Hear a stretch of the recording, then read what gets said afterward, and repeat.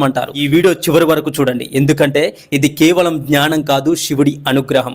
ఓం నమ శివాయ. ఈ మహిమాన్వితమైన మంత్రాన్ని ఒక్కసారి శ్రద్ధగా వినండి. ఓం త్రయంబకం యజామహే సుగంధిం పుష్టివర్ధనం ఉర్వారుకమివ బంధనాన్ మృత్యోర్ముక్షీయమామృతాత్.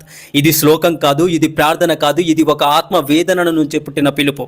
ఈ మంత్రంలోని ప్రతి పదం అమృతంతో నిండి ఉంది, ప్రతి అక్షరం శివశక్తితో కంపిస్తోంది. ఓంకారం ఇది మొదలు కాదు, ఇది అంతము కాదు, ఇది సృష్టి శ్వాస. శబ్దానికి ముందు పుట్టిన శబ్దం ఓంకారం, దేవతల ప్రార్థనకు ద్వారము.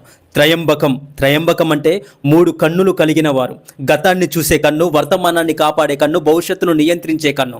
అలాంటి శివుణ్ణి మనం స్మరిస్తున్నాం. యజామహే, భయంతో కాదు, బలవంతంతో కాదు, పూర్తి భక్తితో, పూర్తి శరణాగతితో ఆ శివుణ్ణి ఆరాధిస్తున్నాం. సుగంధిం, ఆయన కేవలం దేవుడు కాదు, భక్తుల జీవితాలను సువాసనలతో నింపే తండ్రి పరమేశ్వరుడు.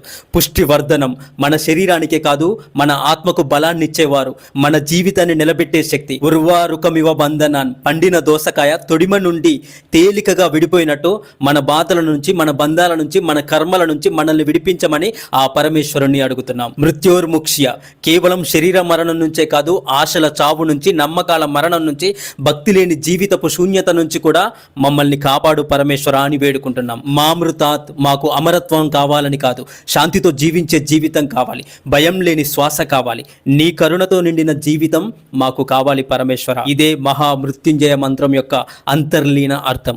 గాయత్రి మంత్రం ఎంత